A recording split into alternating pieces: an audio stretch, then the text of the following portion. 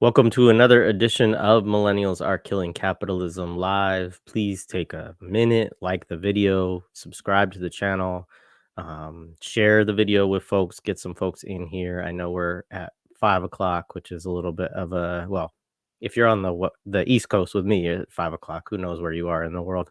But it's a little bit of an unusual time for us to be doing this. And so, yeah, make sure folks know that this is going on. And if not, then they can catch it later on. And I'm sure that they will get a lot out of it, as we always do. Our guest today, again, is Lara Sheehi, who is an assistant professor of clinical psychology. She is currently, why do I always pull up the old version of this. Um, Anyway, I'll say she is also the co-author with Stephen Sheehi of Psychoanalysis Under Occupation, Practicing Resistance in Palestine, which won the Middle East Monitor's 2022 Palestine Book Award for Best Academic Book. And she is the author of the forthcoming book, From the Clinic to the Street, Psychoanalysis for Revolutionary Futures, and much more. So, Lara, welcome back to the show. It's good to be with you. Um, yeah, Lara's sending me a heart emoji in the chat because we're just joking about how we kind of we do these like very I don't want to say off the cuff, but like we a lot of the millennial stuff I prepare for much more. I don't want to say rigorously because that makes it sound like I'm not doing my job, but I'm more prepared with what I'm going to say. Whereas in these conversations, we have like kind of an outline and we talk about it a little bit. But so, anyways, that also entails me sometimes putting the wrong bio in the show description or whatever. But it's good to be with you again. It's so good to be in conversations. It's always food for my soul. Yeah, same. So like the first thing we can start with is and I'm sure we'll be coming back to this theme quite a bit today, but is repression. And it's something obviously we've been kind of talking about throughout the last 13 months. And obviously there's a huge spectrum here, like, and I'll get into that in a second in my question, but um what brought it to mind too was within about a week that we had Sami Doon, there was a whole State Department and Canadian government sort of collaborating on this uh, terrorism listing for Sami Doon, and um and so that basically largely has to do with financial transactions, like meaning that it from a US perspective, my understanding of that is that it prohibits people from giving money to them essentially, or makes that something where you could get fined basically and prosecuted about for doing that. Um, and obviously, shout out to Sammy Doon. We've had multiple conversations with them. I intend to continue having conversations with them because I don't believe that there's anything that stops me from doing that as a journalist. And so, I look forward to those as well. We've been in some dialogue since this has happened.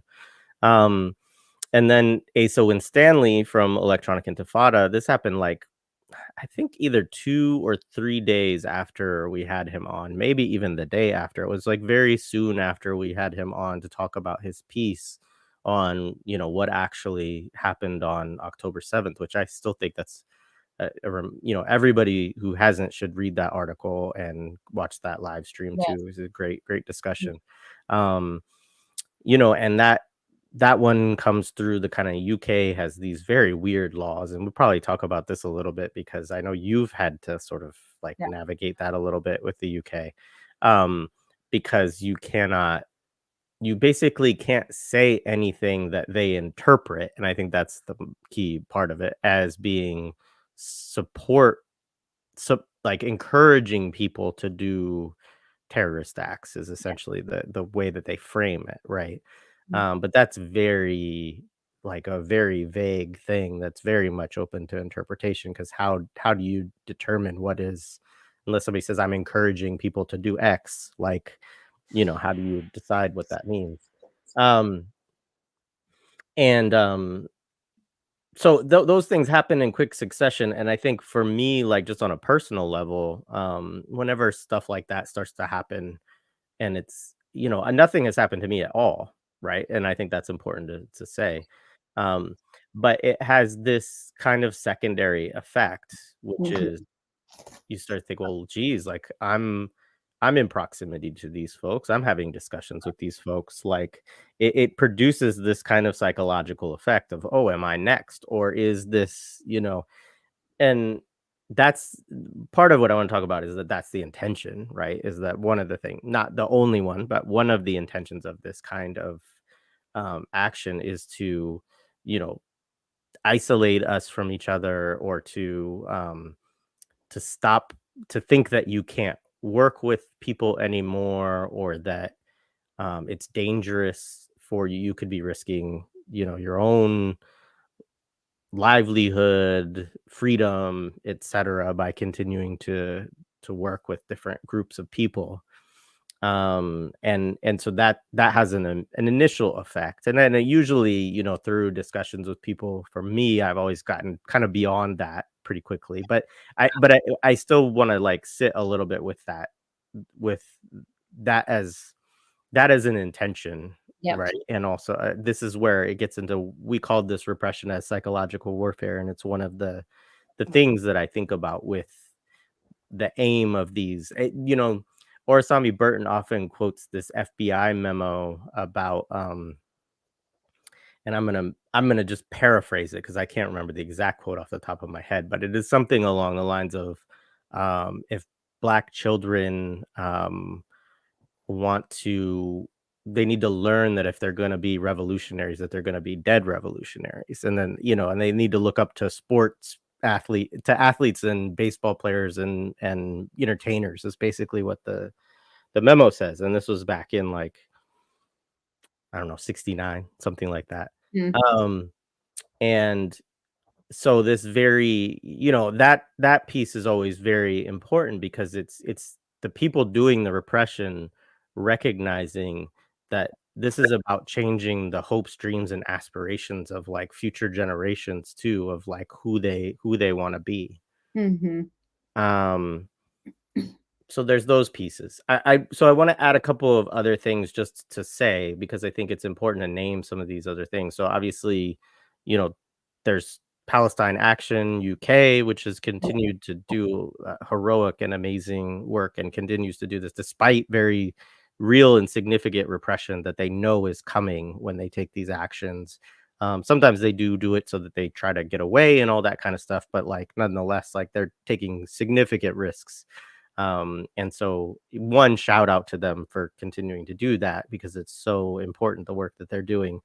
Um, and shout out to the people in the US. I know Palestine Action US, and then the BDS Boston, they shut down in Elbit, Yep. and just all the thing, people who take those kind of direct action and the risk taking, and knowing that legal consequences are a very real reality. And I always am inspired too by how the people who come to terms with that, and just know, like, no, I'm gonna do it because, like, I can, and this is my contribution, and I have a, whether they see it as a moral duty or a revolutionary duty, or they just see it as Mhm. um just a real material way of standing in solidarity, and understanding that they're not in the same position. They're not going to be starved to death. They're not going to be in a refugee camp in a school and have it bombed, like, Mhm. and so there are, and that's the other side, right? Is that, like, when we really think about repression, like, Yeah. at a highest level, like, we're talking about a genocide that's going on right now. um and then the last thing I'll say, and then I'll let you respond to it however you want to all of what I'm saying, but is that I also go back to the I don't remember which conversation. I think I talked about this with Steven Salida at one point, but um, and I think I talked to you and probably Steven at one point about it as well. But, you know, I think about how when Yemen when they've been bombed, hang on, I think I'm getting feedback in your audio. There we go. That there is, that often that they will approach that like this is an honor, right? Because you are now taking at least a little bit of attention, a little bit of your bombs and your military equipment and your soldiers or whatever, and you're directing it at us. And that says, one, that what we're doing is having a real impact, and two, it's one less bomb that's gonna fall on, these children or whatever, and, I think that's I've always, whenever I see those, and it's not just one time, like, this is something that within Yemeni society, like, is well, trodden kind of territory and belief, um, and, yeah, I mean, that obviously we're not there yet. Um, but I think about that, like, I think about in terms of Asa or Sammy Dune or the Cornell students who are facing suspension right now. Shout out to Mama who do tall, like, to so many people, like, when they are facing that repression, like, obviously it sucks and, like, you have to fight it, and it's a pain in the butt that you have to fight it and you have to deal with all that, and I know you have plenty of experience with that.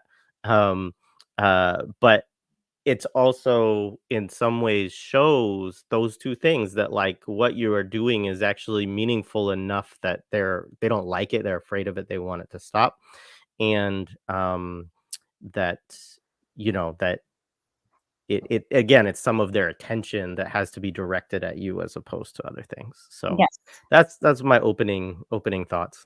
Yeah. I mean, they're spot on, right? And I think, I mean, I'll start where you ended, is that there's a way in which, and I think you know this now enough, where many times these sorts of interventions or what we do are framed as failures or small, or we're told what's the point, or, and this is the part that I get very invested in sort of reading structures or reading logics, is for us to both be able to mark how absolutely horrific the acts like this are, like, sort of sanctioning Samidun, or raiding journalists under the Terrorism Act, or any one of these things. It's not for us not to mark that and say we need to really pay attention to that. And in fact, we do. And this is our hallmark of like how we know we're in fascism, not running into it, not sort of hurtling towards it.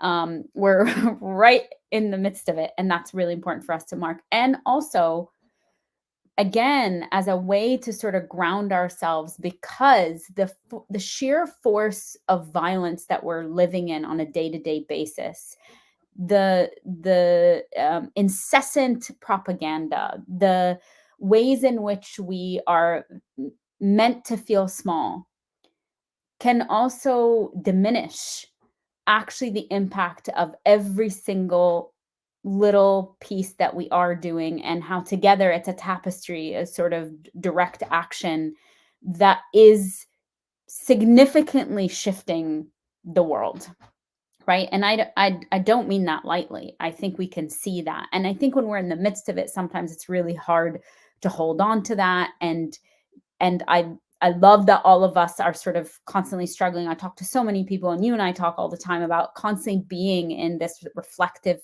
place of saying, am I doing enough? I think that that is actually, as we've talked about before, a wajib, a duty to constantly be doing that. And at the same time, it can't just all be that, because that's the point. The point is to have us drown in nihilism or pessimism or any one of these things, and actually not take into account, as part of, by the way, also us surveying what we're doing, our strategies, and sort of being able to take stock of everything that has been done, right? For us to really mark how these things have that flip side that you're talking about. So we've always been taught that, like, particularly in the context of the United States, that these things don't make a difference, that quote unquote APAC rules everything, whatever, sometimes quite disturbing lines are said about these things. And then other times just made to, like you said, to atomize us and make us feel alone and disconnected and not sort of connected in a fabric of a movement, which is really important. And then you see that just like with the BDS movement, right? How many billions of dollars goes into fighting the BDS movement? How much attention is given to organizations like Samidun or Electronic Intifada or any one of these things? And we're still somehow meant to believe that this is not having an effect, right? And like those things seem contradictory, but they're actually meant to be set up that way. We're meant to feel that they're small and insignificant and a drop in a larger, sea. And at the same time, we're meant to believe that they're so dangerous that they have to actually be, codified in this particular way and play into the social order like you're talking about, because it is a way in which we are disciplining ourselves. Like the state is going to work in very crude ways, like we're seeing, and then most of the work of the state is done because we internalize power and fear, and we discipline ourselves and discipline each other and police each other as well, right? So I think just again going back to this moment and reading this and saying this actually marks and highlights something very important for us if we're thinking about a larger movement, is that if there is such steps to do that, just like saying Black identity extremists, right? When we're talking about the movement for Black lives or Stop Cop City or any one of these things, and the weight of the state gets thrown at them or weaponized in particular ways, which is what we're seeing in the UK, right? When this happened, I think this is what folks ended up saying in a union of journalists said, this is a weaponization of these laws with a particular intent. And the intent is very specific in this regard. And the intent is locked up with Palestine, and the intent is locked up with anti-Arab sentiment, and so on and so forth. And so it's for us to be able to be expansive enough to hold all of that, is to say that at once there is a direct targeting of us and our movement, and that also that targeting happens precisely because we are getting gains and we're being victorious in particular ways. And there is a global shift and a way in which people are linking up state violence with, they're using these sorts of things to actually read, how the state acts in violent ways in other arenas as well. So there's something very important about that. And I continuously come to it is like, how can we use this also as a grounding force for us? And this is where I will come into the psychological impact of it, is that in many ways we're also asked to read these things, whether it's the targeting of organizations like Samidun or the feelings that you were sharing, like some of the chilling effects that end up happening or that kind of lodge themselves in us, or we end up feeling the after effects of it, or we find ourselves like policing, how do I say something, or do I want to do an event, or whatever the case is. We're asked to read these things as symptoms, as like, after effects of a primary event. And these feelings we have are just an after effect of that. So the primary event is over here, and then we're feeling the symptomatic aspects of it. Whereas I think, for us to sort of shift that a little bit and say, actually, no, if we're thinking about state power and sovereignty and the extension of settler colonial sovereignty, and in this case, Zionist sovereignty, right? This is not a symptom. This is actually an intent. The intent is to intrude so close to home that all of us in our arenas are sort of checking ourselves. We see various modes of this. Of course, we've seen this, whether it's in the workplace or on listservs or in our, in journalism or in social media posts. That impact is not a symptom. It's actually the intent. And if we can start to read it like that, rather than like, again, oh, the symptom was this thing over here, or the impact was this thing over here, and the way we're feeling are just symptoms of that, then it helps us also hone in and be like, oh no, the actual intent is to extend your sovereignty.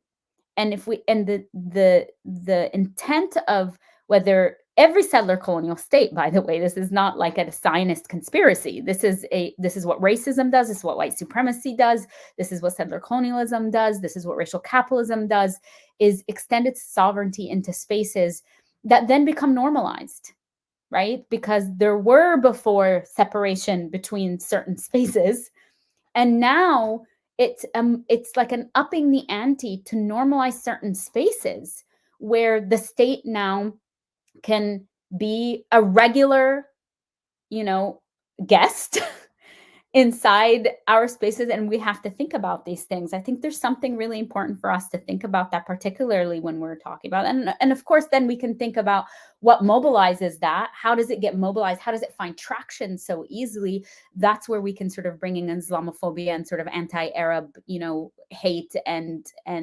sentiment, because it's so easy. Like it becomes then that we've talked about this before, where fascists and liberals come together and just like, oh yeah, that terrorist, it's this manufacturing of that terrorist organization.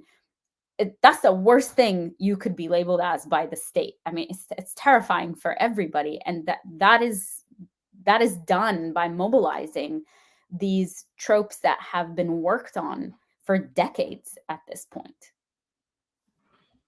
Yeah, absolutely. I mean, I remember that was the part that was like most I had a lot of issues with when people in the beginning were making comparisons to 9/11. And obviously there's a lot of reasons for that. But the biggest concern that I had was that the suggestion was that, that we needed that the United States, I shouldn't say we, that the United States needed to then give Israel the space to have a post 9/11 like response, Right. right? That we need to suspend all, like, we're in a full state of exception here. We need to suspend all of our civil liberties. We need to suspend, we need to create all of these new, like the Patriot Act, Yeah. but like also the extraordinary rendition and the torture, and like, this idea that we're going to now step in, like you said, these extensions of this state sovereign power. This is what made me think about Yes. you talking about that too. um to say, okay, like whatever we had set up previously, like that's all out the window now, and you're going to accept that because it's about getting back basically at these people who did this to you, and I mean, there's a lot of, obviously there's a ton of problems with that, not only because like the the actual actors and the events and the sort of, there's so many differences to between the two. We're not talking, I mean, Palestine has a very direct struggle, Yes. um but I was never somebody who, I mean, I don't want to say what I'm like thinking now about what I'm going to say, because I'm like, this is going to get Real. clipped out. And Yeah.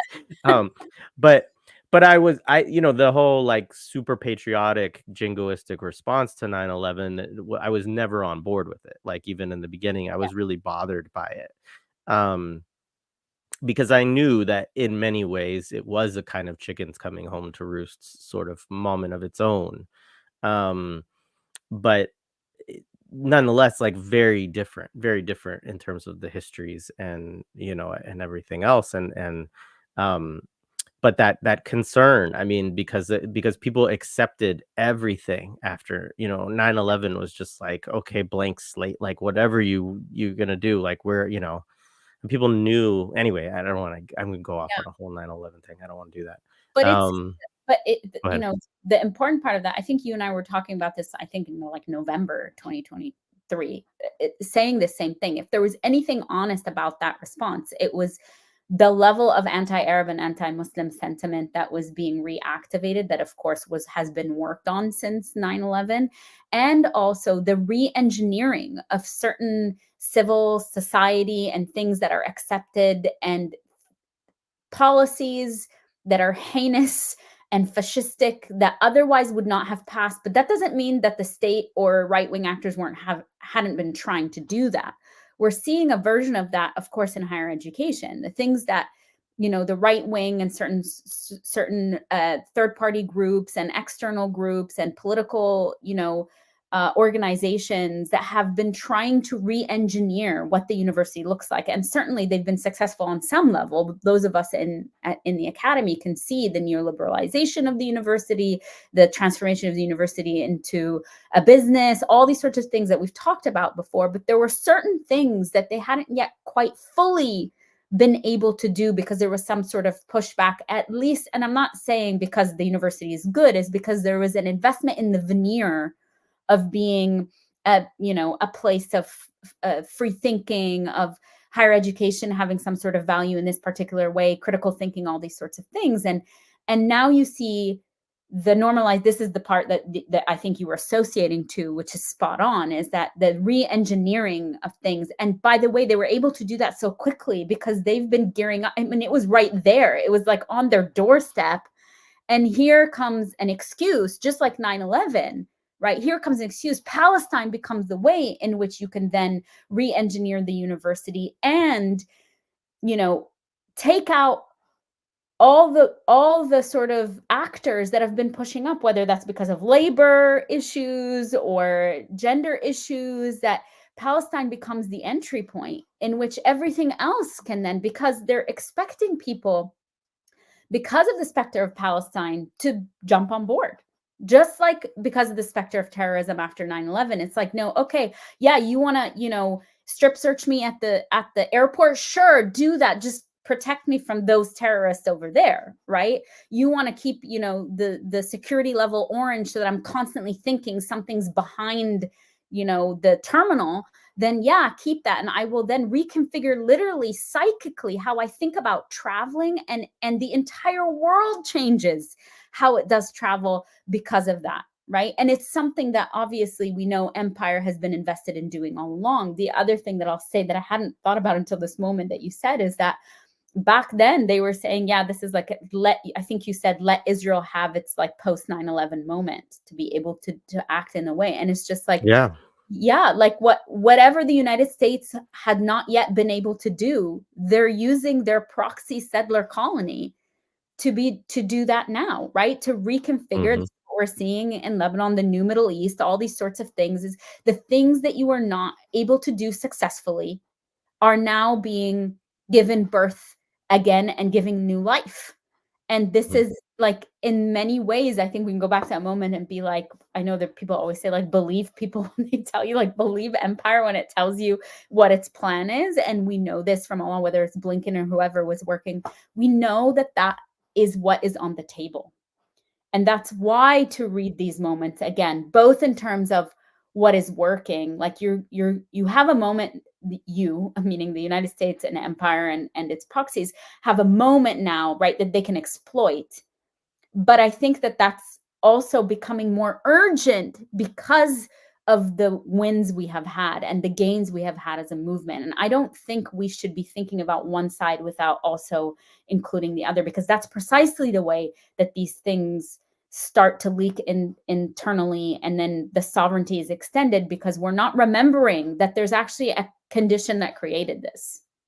Yeah. Yeah, no, 100%. And I think that, this is where also I do appreciate, like, people who think about kind of geopolitics and, just the kind of materialism with the empire and stuff like that too. And even like Ali Kadri and his discussion of the accumulation of waste and things like this. But um just the just to say that, like, I do th- I absolutely think it's a moment, yes, that the United States is also seizing upon. Like, both Israel and the United States are trying to seize upon things, and they're really doing it together,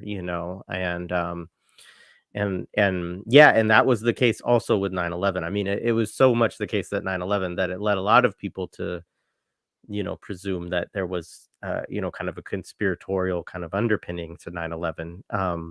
And I think,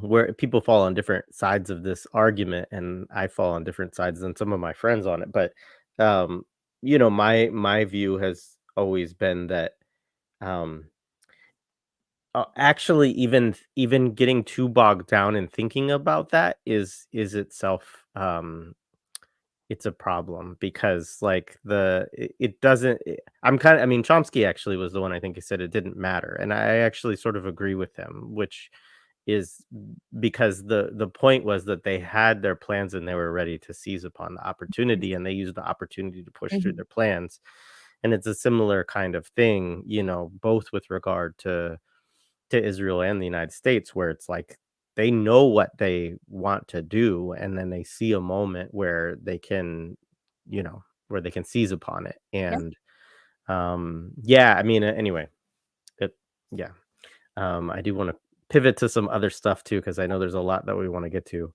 Um, because I have a couple of different things related to elections, just because and don't get excited, people, because I'm just going to talk about more about elections as psychological warfare. But um, uh, I do want to talk about Yahya Sinwar just a little bit because, and I'm sure we'll talk about it a little bit with Abdul Jawad tomorrow as well. But I haven't really had much opportunity to talk to somebody, and we haven't done anything since his martyrdom on this show yet. And I mean, like, what an amazing, kind of life that this person led. Um, and and I'm not here to not hagiography, but just, literally just to come from, Gaza and to live and to struggle for all of his life for something, and that level of kind of dedication and purpose and commitment um and to also be someone who, like, Israel had thought that they had killed in, what was it, 2021, I think, and then he goes and he sits in the chair, in front of his house, and the way that he also becomes this kind of, similar to Nasrallah in a certain way, this figure that, is that Zionists are fixated upon, eliminating, and as this, building him up, I'm sure, to be, even though I no doubt he's a brilliant person, but I'm sure to be even more, it reminds me of when we did our thing on Kwesi Balagoon last year. I think it was why am I blanking on his name? Um mm, that's bad. I can't think of it right now. One of his comrades, it'll come to me, or maybe somebody will remind me in the chat. Who was also played in Gil Scott Heron's band, so that might be a clue for some folks. But he talked about how in, like, police reports and things like that for Kwesi, that it always, like, the way that he was described was always superhuman.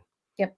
Yep. It was like, he always had more weapons than he possibly could have had on him. He was always firing more shots than he could have. He was always bigger and could jump higher and all of these things, and um that Bilal Sunni Ali is who said that in that. Yes, thank Mhm. you. Folks caught it in the chat even before I said it. But uh yeah, and so thinking about Yahya as, Sinwar in that vein.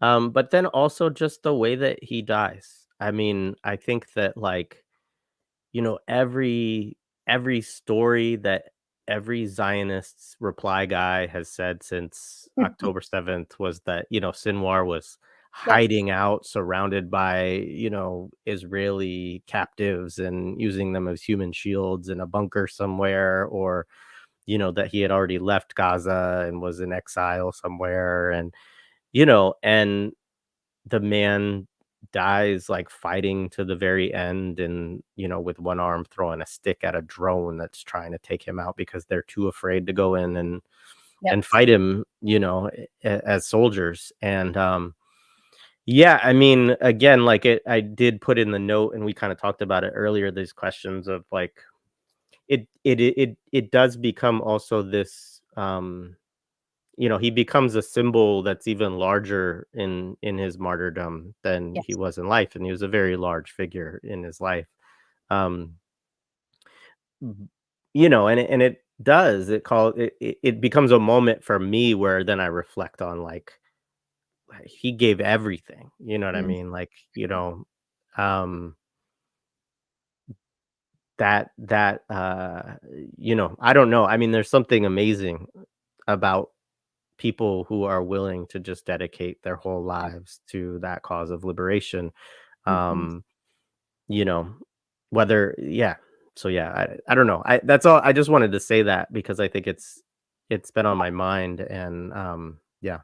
Yeah. I think that's why the every force of violence has to be mobilized against them because it's something that a colonizer and violent forces cannot understand. It has to be transmuted into this racist fantasy. I mean, it was like Fanon 101, right? The muscularity of the black man and all these sorts of ways in which it colonizers, oppressors, racists, white supremacists can never locate the strength, perhaps, that they are right about of those who resist. There is a strength.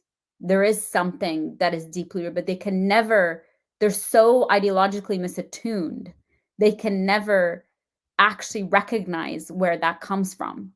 And that is why there's all these sort of failed attempts to snuff it out because you don't understand what you're seeing. And effectively that is the rootedness of indigeneity, right? That is the rootedness of a righteous cause that can never be sort of uh, digested fully by the colonizer because you're on the wrong side of history always. You are the oppressor. This is our clue that you cannot take that in is is part of our clue constantly, right? And so the racist fantasy that gets generated is actually a truth telling of their deepest worries about what I'm coming up against. And of course, I think it's for us to translate that, right? And I think Sinwar is such a great example because perhaps part of what the confessional is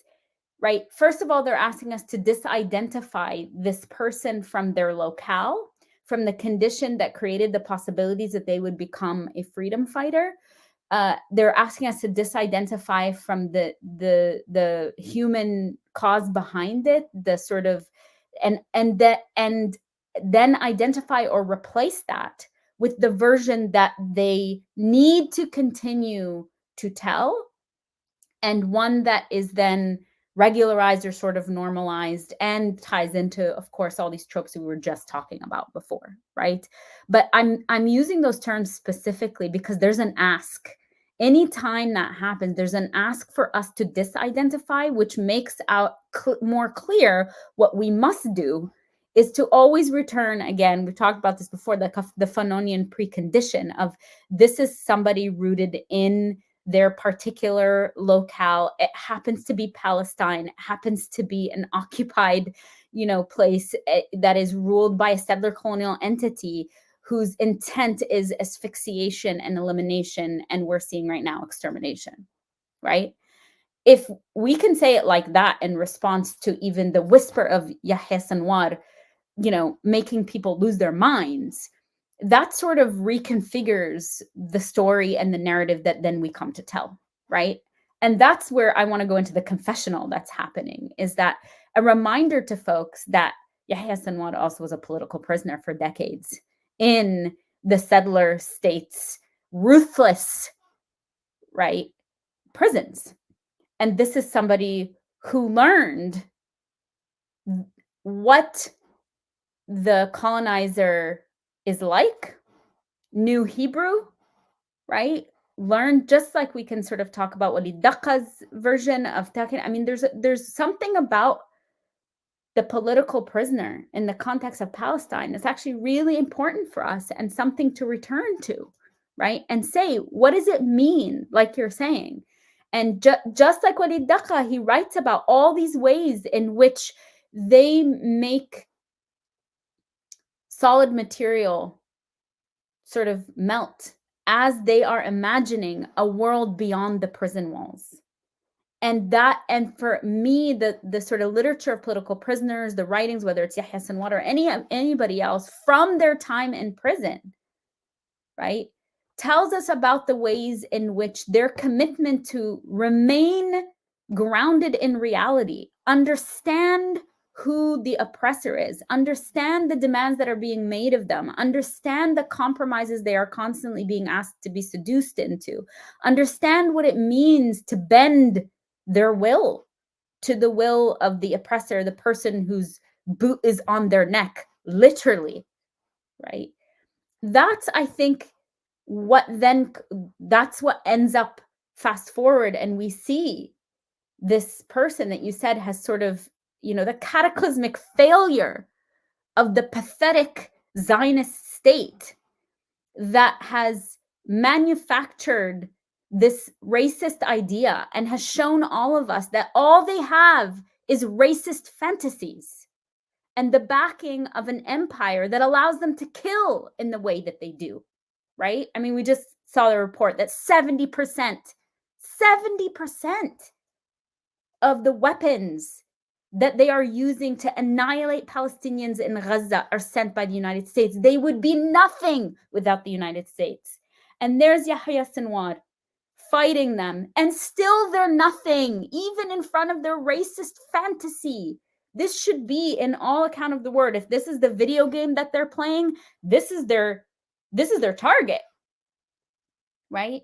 And so the reason why we can see it break down with such cataclysmic failure, and I'm saying this over and over again because there should be a glee for us about seeing how utterly weak they remain if it weren't for their backing from empire, from the United States, from Germany, from all the other powers, right? Because even in that, the indigenous man of the land was there. It was by accident. It wasn't, they came upon him by accident. And they were still too scared to come up against him because of the racist fantasy that they had built up. It wasn't even like, okay, you're sort of, engaging in sort of military warfare. This should be what you're like, this is your game, dude. This is what you're all about. This is what you've been selling. This is what you've been forcing down our throats for more than a year. And here's your chance, and you still couldn't. And it's for us to continue to say that, not because of their might or whatever. It's because they are fundamentally just racists with a lot of air power. And the person from that land is going to come up against that. And that's what we saw in that last clip. Yeah. Yeah, and I mean, there's like a kind of irony also of like that perhaps the safest place for him all along was fighting against them on the front lines. I mean, like, who knows how many people he sniped or, fought before that day, and I mean, we don't know, but like, it's just like, yeah, I mean, the thing that they haven't wanted to do and haven't done throughout this whole, you know, 13 months is really engage in combat with Yeah. the resistance forces, whether that's um, in Palestine, in Gaza, or, or in the West Bank, or in Lebanon, or in Yemen, they, like you said, they use the air power. They siege on hospitals and schools and, refugee camps and things like this. But in terms of, yeah. So, I mean, and I remember early on, they used to show those videos of them trying to clear spaces and stuff like that. And they were so bad that people would be like breaking, you'd have different military folks breaking them down on the internet and saying like, these people don't know how to fight in a, anyway. Um, the other thing I want to say too on what you said there about the political prisoner point, I think, it just drove home for me again thinking about Sami Dune. Yes, This that's is why they are a target, because they are so explicit about the prisoner struggle. They do not turn their back on the resistance, because obviously the prisoners are very often the resistance, right. right? And they understand their role as a political prisoner organization, an international one, in support of those prisoners who are held Mhm, um, in military prisons, and I think that um, I mean, one, like, that type of organizing and organization is so rooted in histories of anti-colonial and international law and everything. I mean, I think about, like, the Irish. We had the conversation about James Connolly the other day, but, like, thinking about the Irish prisoner struggle and all of that, and how, everybody looks back at that now, and looks at it as something that was very just. And it was, and it was seen also at the time in that way by a lot of people all around the world. mhm, And yeah, that's what they've been organizing for years. And it's one of the weaknesses, I feel like, today, um just in organizing and movements in general, especially in the West, that we're just I always feel like whenever we have I'll speak from my own experience. I know over the years when we featured incarcerated people and we featured political prisoners and former political prisoners, people do not tune into those conversations at the levels that they tune into other stuff that we do. And mm, I don't know, I've often wondered, like, how much of that is conscious. mm, I Part of me feels like people don't, because they it's kind of the same reason on some level. I think that some people cannot really bring themselves to really think about the genocide in Gaza, right? It's like mm, it requires you to think about the very, like, system that the society that you live in, and the way that it uses repression, and how hideous that repression actually is. mm, mm, And and yeah, and I think it's also it's scary to people. And I think that yeah, I mean, even within movement spaces and stuff like that, I mean, there's certainly a lot of people who do organizing around that work, and, like, shout out to everybody who does in some form or another. But I even found within prison abolition spaces that it often, like, actual actual work with prisoners or around prisoners, or as political prisoners, like, all of those things become subsets that are in many ways less, because a lot of the prison abolition folks, and this is not a dig, I'm just talking about my own experience, it's like it becomes about, well, we want to transform the society so that we don't have the prison. uh-huh, And it's like, yeah, I do too, mhm, for sure. But mhm, we have it now, and there are people in there, mm, and I get it. I think it's very hard. It's painful work. I mean, because then you're right, dealing with trauma all the time too. mhm, Um, and dealing with people who are being tortured, right? mm, Like, that's really, like, the kind of, you know. So anyways, I just wanted to say, yeah, I do think that's part of why the targeting of Sami Dune, it has to do with their clarity, has to do with their support of the resistance, and it has to do with the political prisoner component. But mhm, yeah. mhm. Well, I think there's something about what you're saying too about the erasure of even the concept or terminology of political prisoners in the context of the United States, right? I think that this is in an everyday sort of way, in a colloquial way, I think people don't generally think about those words together, like political prisoner in the context. And then this helps us think about, of course, the ways the associations of criminality and all that. And then you start getting into this, like, what it's meant to do, the racist sort of criminality around it, danger, what do we do? All these questions, what do we do with the 1%, who are sociopaths? Like, I've not heard these conversations in the context of Palestine, for example, or in the context where like political prisoners are actually a part of a fabric of everyday life, and they are people that you talk about. They are part of a larger resistance movement. It's not outside of society, right? This is where Sumud comes from. They're not sort of like shunned. There's all these ways in which people are integrated, and the concept of this is a political prisoner, right? That keeping that actually alive, understanding that the imprisonment and incarceration is part of a larger regime of repression in which people are targeted and tried to be disappeared precisely because of their political action and political activism or associations to that, or whatever the case is.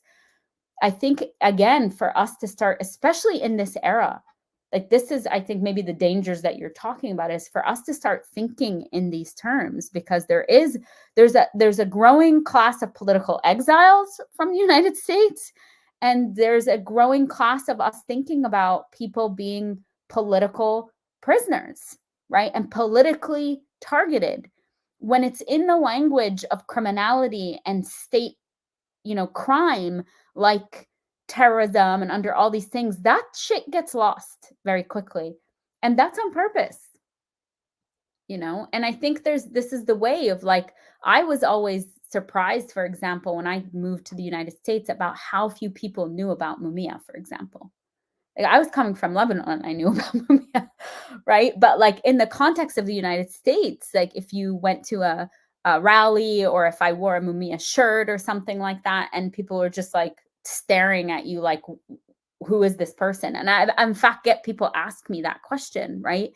There's something about that being a specific target of erasing the idea that there's something called a political prisoner that is intended, I think, also by the state in the United States. Oh, it's absolutely intended by the United States. Yeah. I mean, they've played that game successfully so far of yeah. I mean, not accepting the category essentially. Yes. And yeah. All right. So now we're gonna lose some friends now, because we're gonna talk about elections and we're gonna talk about liberals. So first we'll I'll pull up the CNN clip. I'm gonna talk a little bit about I'm willing to lose these friends. I just want to say that. Yeah. Where we're at right now. I am too. I'm good with losing friends. I have too many now. All right. The dangers of your job, Jay. Yeah. All right, cool. So I'm sure people saw this, but we'll go ahead and play it again so that we can talk about it. If you don't want to be called Nazis, stop doing. You're called an anti-Semite. more than anyone else at this table. Yeah. And people will sit there and no, by me. I never called you an anti-Semite. I mean, I'm not sitting here saying I'm a supporter of the Palestinians. I'm used to it. Yeah, I hope your beeper doesn't go off. The thing is that you just say I should die. You should not. No, did you just say I should be killed? No, I did not say that. No, I did not say that. Hold on. Did your guest just say I should be killed on live TV? I said I hope you don't. Let me just stop. You said you hope my beeper doesn't go off. You said I'm a big supporter of the Palestinians. Hamas. Guys, let me Palestinians. Are you? Am I what?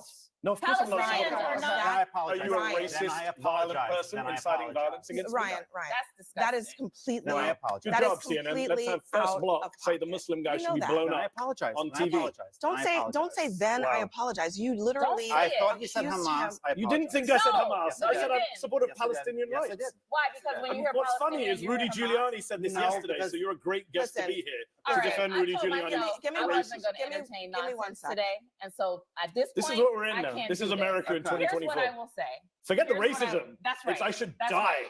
I didn't say that. You said what does beeper mean? Don't give me your fake ignorance. I did not say you should die. Why did you say with my beeper? What did you mean? What did you mean by the beeper? What did you mean by the beeper? No, you didn't. You said I hope your beeper doesn't go off. Ryan, stop talking. At least. All right, that's enough of that BS. So yeah, you brought this up. So I'll say a couple things, because I said something. I did tweet about this online when I saw it, because my response really was like that. I mean, obviously, like, this, you know, like the fact that they even put somebody on the air that would say some Exactly. shit like that, like, that says a whole lot right there. Um, but like, there's and it goes on, and you know, there's that sort of a uniform outrage by everyone in that panel except for the guy who made the remark, who's, oh, I'm sorry, it upset you all. You know, thought I was in good company to say this. Which says everything you And need to. which, yeah, but that's the point is, for me, is that this is a channel, and these are people, including Mehdi Hassan, who are all supporting the Democratic Party. Yes. And so, like, I really grapple with, like, you know, I mean, to me, this is almost like a perfect distillation of liberalism in this moment, where, like, obviously we all should be outraged by that comment, and by that comment which is being made by also, you know, members of Biden's administration. It's being made by you know, people like John Fetterman, and I'm sure other people who are in office for the Democrats. um but there's also the, like, you know, that's secondary. Like, the reality is that those attacks happened, and that they happened with the support of Yes. the not only the Democratic Party, but also all of the media. I mean, none of the media really did anything more than, like, maybe a couple of questions, establishment media I'm talking about, maybe a couple of questions of, like, oh, you know, should we have this kind of technology? Like, you know, what does this mean for us as cell phone owners? Kind of, you know, that was like, I remember Gail King asking that question on CBS. You know, so, like, you get, that's like the highest level of sort of criticism that we had of the actual attacks, which, you know, were just, I mean, we talked about them, I think, previously on our last discussion with you and Stephen. Um, about how terrorizing that is, and how many, you know, how many people are killed, and that children, and, you know, that the whole intention of maiming, and of, you know, instilling terror within people, of blowing them up when you knew people were at funerals, and all kinds of stuff like this. um and you know, paramedics and other people who had them, civilian people who had them.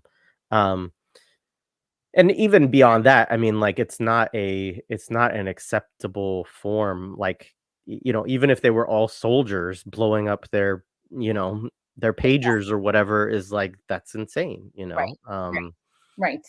And so, like, the thing that frustrated me about the discussion was that here you have basically a panel, of people who, and I don't know all of those people, I don't, maybe one or two of them is, you know, maybe, my guess is that they're all Harris folks, you know. And you know, I'll get to this more in a moment, but, like, that is my frustration right now, is that it's like that in certain, like, were they outraged when it was said by, you know, the person who I think is the anti-Semitism, like, czar or whatever within the government, made the similar comment recently? Um, like, are they outraged when those people say it? I don't know, Mhm. you know, but I didn't see that. And even still, like, what does it mean to just be outraged at the bad jokes of these sort of fascists, but Yes. to still be like, we're gonna continue to support these policies, and this support of, you know. And so that was the part for me. And you know, yeah, that's all I'll say for now. You can say if you want to add other things Yes. to it. Well, it's such a good liberal impulse to be outraged, right? I'm outraged at the language of this. What interests me in the, I'm right with you on this, right? I think nobody should be handing out cookies to CNN at this point. The fact that you had him out there as a guest, I doubt that this is, you know, the first time that this person has said something this outlandish and this racist and this, you know, horrific. Uh, I don't even need to know him to know that this person has made a career off of doing stuff like this. And, you know, Stephen was saying it's like a shock jock behavior and saying stuff. But what fascinates me about things like this, and this is what is how we read these sorts of scenarios, and then how we use them to recognize, to kind of push up against ourselves around the impulses to engage or not engage, right? Because I talk to a lot of people about like, when do I engage? How do I engage? How do I know somebody's acting in good faith? How do I not? I mean, you and I both can be on the same page as being like, if this person's on CNN, there's no good faith happening, because we can't hold. I mean, I have no love for Mehdi Hassan. It's for the same reasons, right? I mean, and political issues around that. But for us to learn to read these, I get fascinated by clips like this, because I'm just like seeing the texture that is so important for us to tune into and attune to affectively, psychologically, politically, and then, you know, mobilize it in particular ways. So what I'm sort of like, yes, I'll start with what happened afterwards, right? Is even like you're saying of like, okay, so you're offended by what he's saying, but you're cool with the fact that it actually happened. You're seeing, by the way, as it's even unfolding, even in their horror that somebody has said this, right? They're still qualifying and saying Palestinians are not Hamas. It's like, actually, no, Hamas. Yeah, that part was amazing too. Of Mehdi actually even feeling in that moment like he had to say, "I'm not a supporter of Hamas." Right. And the guy's like, "Oh, I thought you were." Like, whoa, Exactly. now I understand. My joke is over the line, my friend. Like, exactly. That's what makes it over the line, right? And so there's this way in which you're pulled into, and then I think this is what ends up happening right after the clip. And they explain that the person has been ousted and they're not coming back. And there's all these theatrics around it, but it's through a civilizational discourse. It's through this idea of that we should be able to sit and have these conversations together and not cross a line. The fact that we should not be sitting and having a conversation with a genocidaire, or with somebody who openly supports genocide, or with people who can equivocate around genocide, like the fact that that is not just as, if not more important of a starting point, doesn't even occur to people. And that's what I want us to pay attention to, is these are the places we are always invited into, that as a precondition to dialogue, you are asked to give up so much just to have that dialogue. And that's happening with this clip right in front of our eyes. And in fact, the only reason why this person gets kicked off, had he just kept saying, but you're a Hamas supporter and Hamas are terrorists, I don't think he would have been kicked off, right? It's that you defied the unspoken rules of outing us in this moment. This is something we can't get away with and also continue to pretend we are liberal, right? And I think that's really important for us, is to be like, because anytime we're invited into conversations, there is a calculus, and that calculus can be unspoken or it can be very direct about what it is you are allowed to be engaging in, the discourse you're allowed to deploy and employ, and what you then are fundamentally compromising. There's a compromise that already happens. Mehdi Hassan has made that compromise a long time ago, but this is such a great example of it in real time for us. The one thing that I will say, however, is that the way in which he came up against him, right? Like, I want us to channel that energy in all the ways and not be Mehdi Hassan, right? It's like, and this is why, because oftentimes, again, we're kind of socialized into politesse, we're socialized into non-confrontation. There's a way in which we are made to believe that if we soften something, if we say it in a particular way, if only we word something that it's going to land and it's going to register. And there's always this hypothetical, mythical audience we're talking to, rather than actually, what is the function of a confrontation in this moment? And that is actually necessary, because confrontations like that actually pierce through. We see the actual effect that it happens. I don't care who it is. I'm reading a process here. The confrontation has an actual effect, and that effect is to not allow a process that otherwise goes undetected, because that's the way that propaganda and normativity works. And that's the way we've talked about it before, is that abuse is supposed to happen. We're not supposed to call it out. But that moment when we stage a confrontation, right? And here I want to call in my dear friend Avi Sakotopulu, who talks about staging a confrontation to be in or out of relationship, is actually extremely important. because that pushing up against the seams it's not to put Mehdi in a sort of particular light. It's to show the hand of those who want you to believe they are engaging in good faith and or actually in the same level of discourse that you are. Because that fucker just lies. He just outright lies.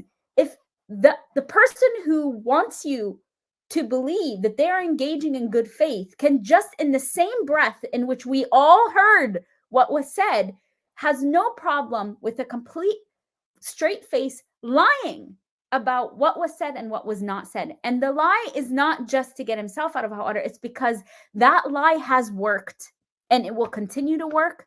And people can function like that with impunity if we're not constantly confronting it in the moment. And I think that's the part that I'm interested in all too. They not only lie, they also rely on complete submission. There could be nothing that Mehdi hasn't already done, right? Which is part of the problem why some of us have difficulty with him, right? The compromises that are asked, there is nothing you could do short of saying, I am a Zionist and I support the Zionist entity and its extermination project that would matter to these people. And with these people, yes, it's that white supremacist, but also the liberals who now need to find a way to close that gap and have coherence for why they are casting their vote with a genocide there, right? That's the part that fascinates me. And I think we should really get in the habit of reading these things and be like, okay, let's pick this apart and take away what we need to do from this. Yeah, I appreciate that. And I mean, it reminds me a little bit of Ta-Nehisi Coates' confrontation with Tony DeCopel a couple weeks ago. I don't know if you saw that one, but it also produced a similar kind of viral clip. And I think that the issue I have is that, again, these are folks who are already compromising in certain ways that I would not, Right. you That's know, right. and Exactly. and that's why, like you said, that's why they're on CBS or Yes. MSNBC or CNN, and I think even with that, I agree in terms of both of them. I think in those confrontations, they did a good job. The problem is that they're already a liberal. So it's Exactly. it's Yes. so That's the why problem we is pay attention to process, not person. right. Right. But I mean, because even the liberalism creeps in a little bit to their Yes, process of though. course. So they do a good job of not backing down, except that Mehdi does make his little well, no, I don't support Hamas thing there, Yeah. and then uh and then similarly, I feel like Coates falls into this having to frame things always in terms of apartheid and Yes. having a moral Yes. rejection of apartheid that would always be the same. And I mean, yeah, we should have a moral rejection of apartheid that should be kind of universalized, but that for all the reasons and hopefully our audience, Palestine is not as simple as just apartheid, right? It is also a problem of settler colonialism, US imperialism, and anyway, so that's my only thing with them in those confrontations is yeah, the like you said, the process or but not the politics, Yes, right? absolutely not. You know Yeah, me. You know me yeah, well enough for that. But again, for us even to also then read what it is we're seeing, like you yeah, said, is to be able, because I think so many people are just waiting for someone like that, as heinous of him, to get his ass handed to him, that we might be clapping for somebody like Mehdi Hassan without realizing the compromises that are being made. I think it's actually really important strategically to say the things you're saying, not because we're haters, but because, just like Stephen Salaita has said, is there are ways in which you already, as soon as you engage in a particular type of discourse, you've given up so much. And that is not just hypothetical or abstract, that is actually material.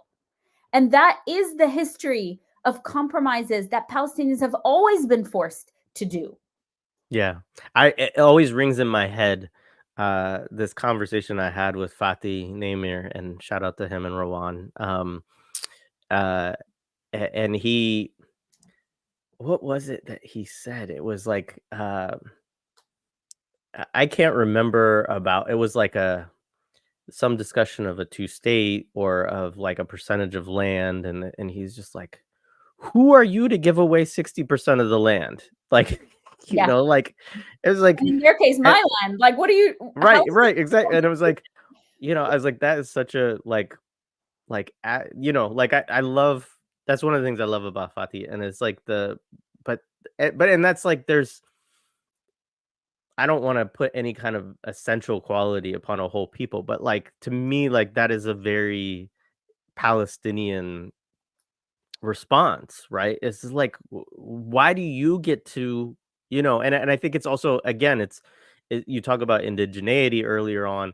It is this recognition also that they have been subject to the machinations of empire and Zionism for so long, right? That they understand that these processes have never been ones that they actually got to be, like, there's never been a real negotiation. It's the negotiation between the sword and the neck, as Ghassan Kanafani says, right? Exactly.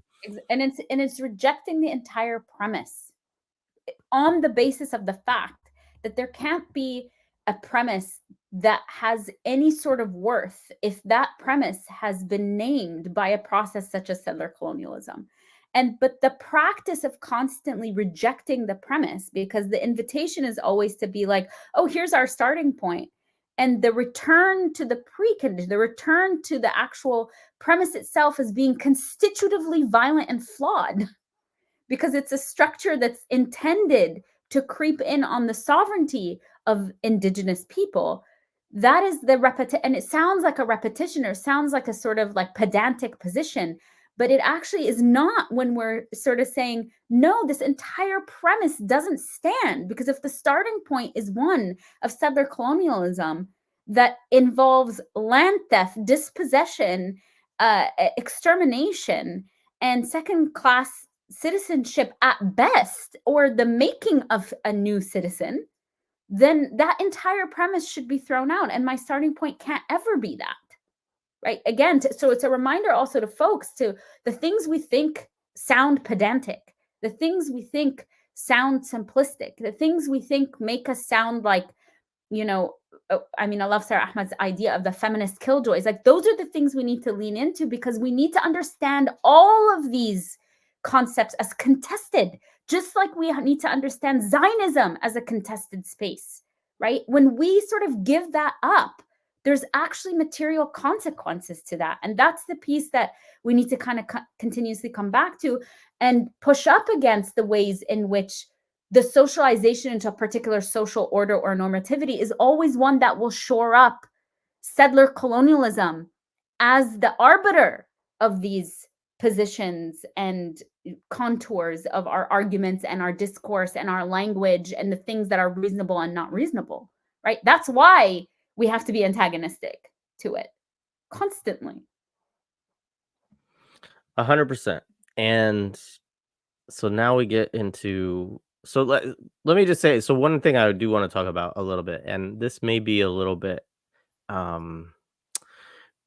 specific to where I live, because I don't know, it's hard for me to know what this election feels like to people everywhere. I mean, I know after this part, I do want to get a little bit into the election and Palestine and Democratic Party and that stuff. But this point is actually less about that, because I live in Pennsylvania, and it's a swing state. And, there's like all of this ridiculous, they put so much research into like which micro communities are going to determine the 2024 election and all of that. And I live in one of those. And the thing that, so I would guess, I can't count it, and maybe I'll try, but I don't really want to. But I would imagine that I encounter somewhere in the neighborhood of probably conservatively, if It depends. If I don't have anything on all day, then I won't encounter as much. But if I turn on the TV, if I turn on the radio, if I watch YouTube, if I if my kid does any of those things, if um I watch like a streaming service that has commercials, um any of those, if I'm on social media, I will encounter literally hundreds of election ads a day. Mhm. Um and there's I've seen so many different flavors of it in the last 12 months, so many different genres of the election ad, um from ones that say that, you know, the Republicans are communists and want the Chinese military to take over our country, from the Democrats creating these ads, to a really virulent anti-trans campaign that's going on right now, which is like they do it both with Kamala Harris and also with some of the other Democratic people who are running, where they say these people are for they them, Donald Trump is for us, Or or whatever. Like, um there's the anti-immigrant stuff, which has just been constant. I mean, the amount of anti-immigrant sentiment that the from both sides. Democrats, right, exactly. I mean, you expect it, obviously, Yeah. from Trump. It's been his brand since he first came in, first started running for elections. But you really can't tell when you watch the commercials until the end, or until you see who they're targeting, Mhm. what candidate is talking, because they're all saying the exact same things. Um, there's one in particular here that is a Jewish woman going to a doctor to get her head examined, because she's it's a weird interaction with her doctor. And she the sort of punchline of it is basically that she's afraid that I guess Donald Trump at some point did say, if I lose the election, it'll be because the Jews didn't support me. He said he had some line like this at a rally or something like that, right? And so this then takes that, right, and it sort of creates this scenario, right, in which the Jewish people are now, um, I mean, it's very difficult for me to disentangle that with the way that anti-Semitism also has been weaponized since October 7th, and obviously before that, but the way that Israel uses anti-Semitism as a justification, um, against a way of responding to anti-Zionism, right? A way of quelling anti-Zionism, even though I know that it's directing it at Trump. Um, and I know that there is legitimate Right. anti-Semitism on the right. So like there's like it's a tricky thing, because there's a real thing that's going on, but it's also this like this pro Harris, it's like this is why all Jews should vote for Harris, is basically the message of it. Um, and then there's the really probably just, well, there's two funny. So there's a funny one. There's one where they put up that, after the election, that everybody will be able to see whether you voted or not. And they say you can't see who you voted for, but they'll be able to see whether you voted or not. And so if you don't vote, you're going to be ostracized by your friends and family. And so, I mean, I find this hilarious. And I Lots of actually like, these. I posed a question online because I was like, has anybody ever experienced this? Like, is this a real thing? Do people get bullied by their friends and family into voting? And enough people actually felt like it was a real thing. Although I didn't have anybody come across and say, yeah, that happens to me. Mhm. Where I've encountered it is like people who come to your door, like canvassers and stuff like that. They have that information usually, and they'll say, and they're often wrong, because it's like, I moved. Like, you don't know what you're talking about. Or one of my friends said, I didn't vote because I was in prison, and I got really angry at the person who was like telling me that I hadn't done my civic duty. Nice. So like, I mean, that's wild. But the last thing is that there's because abortion is this, the seen as this key issue. And I think this is very tricky, because I do think that, yes, I think Donald Trump and the Republicans will do different things to again limit access that they've already limited to abortion for a lot of people and Mhm. criminalize access. Um, but on the flip side, I also don't think that the Democrats will do anything to expand access because they didn't during their whole admin, and they never really have. Mhm. Um, and but the problem for me is not so much that there's election ads around that. I think there should be election ads around that probably if they're not, if it's not malpractice. But it's that every version of them is about rape or incest essentially. Wow.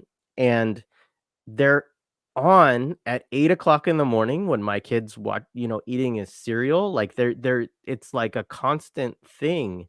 And, it's just like, so all of that to say that I find all of this to, it feels as a form of psychological warfare. I voted like 3 weeks ago. So I already voted. They're Yes. not convincing me at this point. Yeah. But it doesn't stop, and people come to my door and knock on my door and try to interview us about what we've done or what, Yeah. what we will do, and then we have to tell them that we already did, and tell them who we voted for. They say I never heard of that person. Well, too bad. um it's wild, and it's really like, I mean, I was telling some friends this morning that, I mean, I love living where I live. It's probably the favorite place that I have lived. And I have never wanted to move to a hard red or hard blue state so bad, just so that there would be less attention on us as voters and how we were going to vote. Right. Because it is just constant harassment. Right. Yeah. I mean, I want a bunker just to hide from the voting propaganda. So I mean, the fact that you are being harassed in your home and I mean, you just listed off basically all the things that you do on a daily basis just as a human when you're like doing basic things, let alone raising kids. And that you can't get away from this also. If nothing else, we need to understand this as the miserable failure of the Democrats, that this is so tight that they are pulling out all the stops and harassing people. I have friends who tell me they get upwards of like 50 text messages a day, even if they say stop, stop, stop, stop, stop, that it doesn't ever stop, right?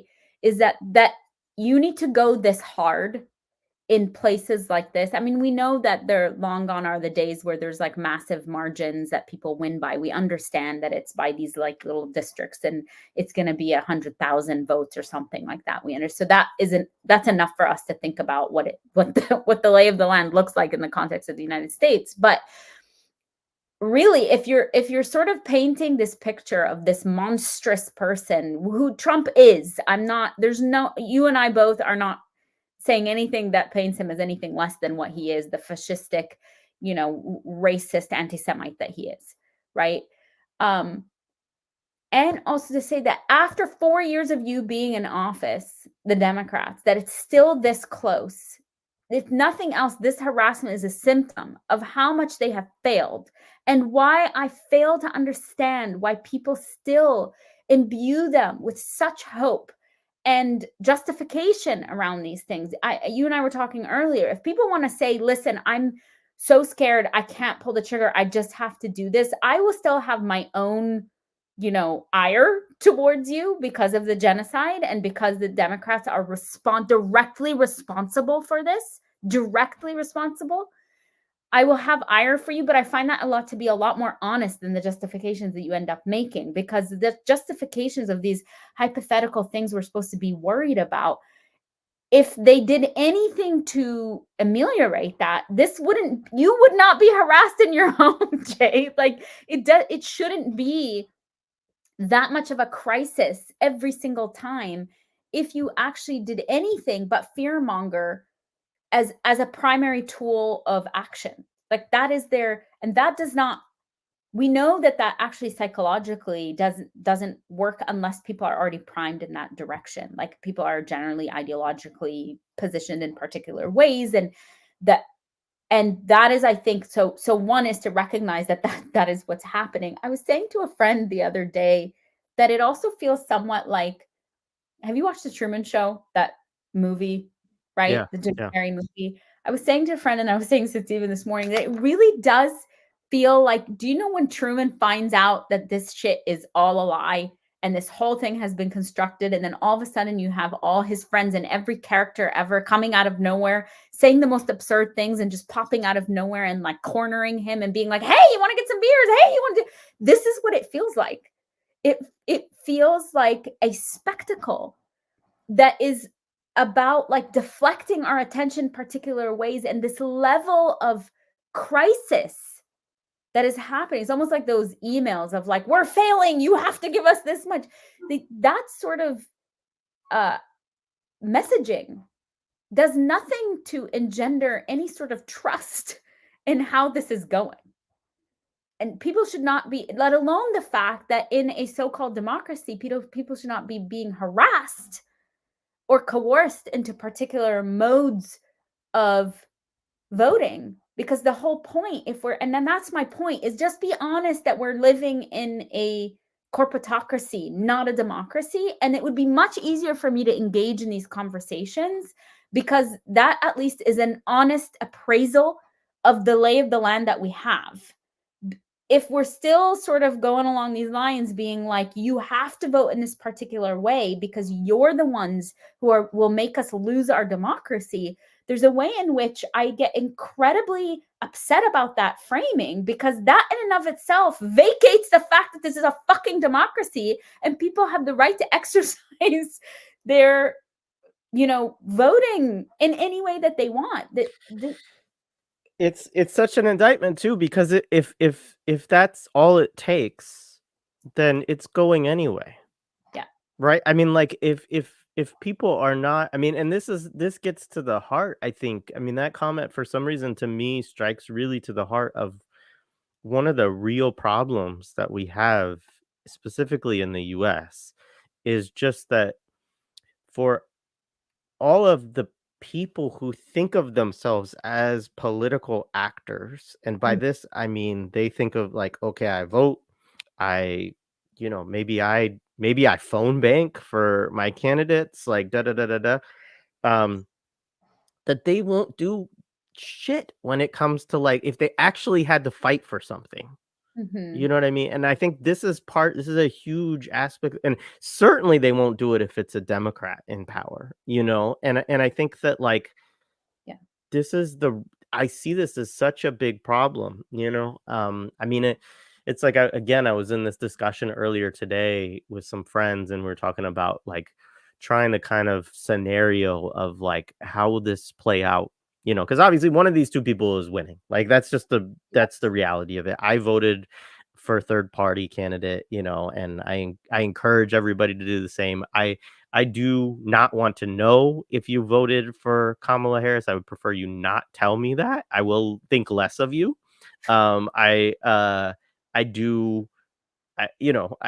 You can rationalize it however you want, and I'm not gonna probably hate you forever, but like, I do think that is, I don't feel good about. Like I said, I really don't want to know if somebody's doing that. Like, keep it to yourself. Yeah. That's the way I feel. Like Josh was kind of like, they said something recently, and they've said this over the years too, and I've agreed with it in past elections, and even in other elections, I was more comfortable, and even at time I've voted for Democrats in my life. It's not like I'm somebody who's never made that kind of decision. But in this particular moment, I do just have to say, like, it does feel, it like, often it gets posed upon as like we're single issue voters, or we're not thinking about other marginalized people, or these sorts of things. And it's like, actually I am, actually I just think that, like, if this is what you are willing to accept, then ultimately you will accept anything. Like, at some point there has to be there, and this was one of the other things we wanted to talk about, is like, there have to be red lines somewhere. Yes. And that is the part that is most frustrating to me about liberals is that even the liberal red lines, like all this international order, all the international law, all these hospital, like all of these things come out of, I mean, obviously they're a product of struggle and of wars and all kinds of stuff, but this is in many ways the liberal order, Yeah. and you don't care about any of it being transgressed enough to be trying to Yes. defend it in this moment. Yeah. And I mean, like a great example of this was something I forgot to mention earlier on, but I wanted to relate it to repression, is like we talk about journalists facing repression, and like there's a kill list of Palestinian journalists, Yes. a public one. I mean, and they don't call it that. They say that these people are all linked to terrorism, but it's all the Palestinian journalists that are left operating in the north in Gaza, basically. Right. And so we know. I mean, Israel has done this many times, that when they do this, like their intention is to do airstrikes on these people, right? And so like these things, the bombing of hospitals, the destruction of all the schools, like it is not, I can't understand. I'm not capable of detaching in such a way to just sort of say like that, well, I got to worry about what Right. happens here. And of course I am worried about what happens here, Yes. um Yes. but yeah, I mean, it's just like, I don't know. Anyways, that's Disingenuous. It's a disingenuous argument to say that you're not, because you're exercising your political agency. That's number one as a starting point, right? To imply that somehow you're not is, again, the disciplining effect of like the only way for you. It sort of is in line with what I was saying before, that it's not a good faith argument, because nothing short of submission to a particular type of engagement is enough. The only thing that will be okay is if you fall in line and vote in a particular way. Everything else doesn't matter. So it's disingenuous to say, oh no, it's you that doesn't care, right? Because you actually are imposing a very particular type of engagement on me when you insist on that. And that is contradictory to a democratic process, which is what you're saying is like, if you want to believe in these liberal ideals, these humanist liberal ideals, I think what ends up happening also affectively, and why it feels so awful, and I've been trying to sort of think this through alongside people that I trust to think this through about, is that there's a way in which we are tasked with carrying on the legacy of liberal humanism and liberal values when the people who are supposed to be safeguarding them don't give a fuck about doing that.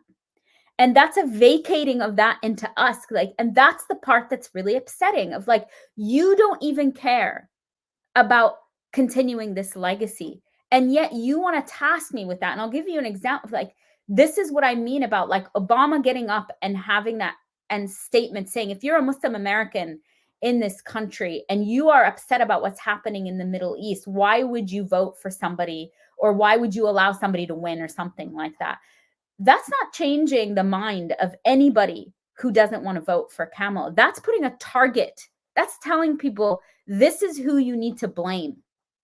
And that's the vacating of responsibility, right? And there's all these shell games that are happening, because I hate to break it to folks, but like the way that the numbers are breaking down, it's not in favor of Harris. And she's not even willing right now. This is what I was saying to a person that I was arguing with the other day, to lie like politicians lie. She's not even willing to lie to you to get your votes. And that we have to reckon with that. This is before she's even, getting elected. She's not even to say a lie to you like everybody else has lied, like Obama lied, like every politician lies. And we understand that's part of it. It's very telling what she's unwilling to lie about even, right? And that's the thing about like vacating their responsibility and putting it into people who are actually engaging in political agency around this. That's not a fucking democracy. And at least be honest about that. I think the dishonesty is what gets me so much. And it's emotional coercion And it's emotionally abusive in these situations because you end up getting, that's maybe the bullying that people are talking about. Yeah, it's wild because like to your point about like she won't even, lie, I think that's such a great point because it is one of the things about this campaign since the beginning of like, there was the whole like no policy thing and yeah, we could talk about how of course there was the coup to get Biden out because they realized that, he was not going to win under any circumstance. Um but it has been this campaign that has just been run on vibes for the most part and on like, rallies. And then there's a few different things that they've done. They've tried to target black men in a specific way to get them out to vote. By telling But them even sexist. what's that? By telling them they're sexist if they don't. Right. Yeah, shaming them a little bit. Yeah. But then coming with some crypto and some, money for small businesses or whatever that they. But like I mean, the whole agenda is a right wing agenda. I mean, it all is, and the I think it's very interesting. Like for a second in this conversation, we could set Palestine aside. It's it's on, she could have said, okay, you know what, I am gonna throw Palestine under the bus. That's I feel like it's too divisive and it's gonna mess up my campaign if I go one way or another.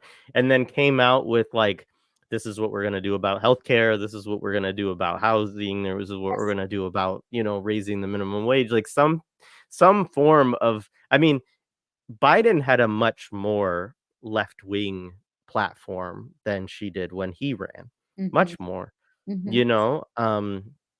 And obviously Obama did too, and obviously she had a much more left-wing platform 4 years ago when she tried to run and didn't get the.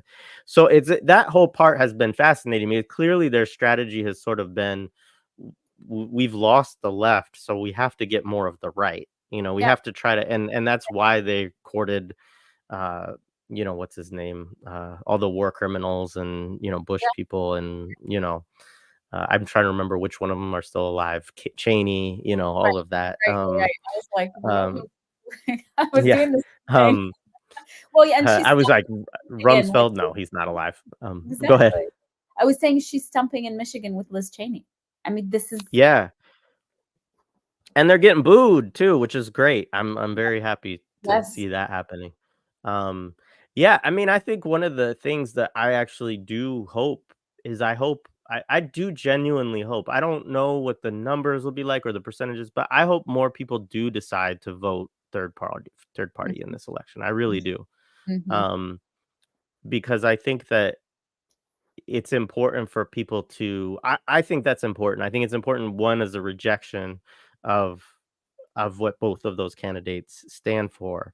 But I also think it's important because I think that we have to there does have to start to be some inroads where people see, Yeah. oh, these campaigns could get into the double digits in some of these states, and maybe we need to work more on building infrastructure around them.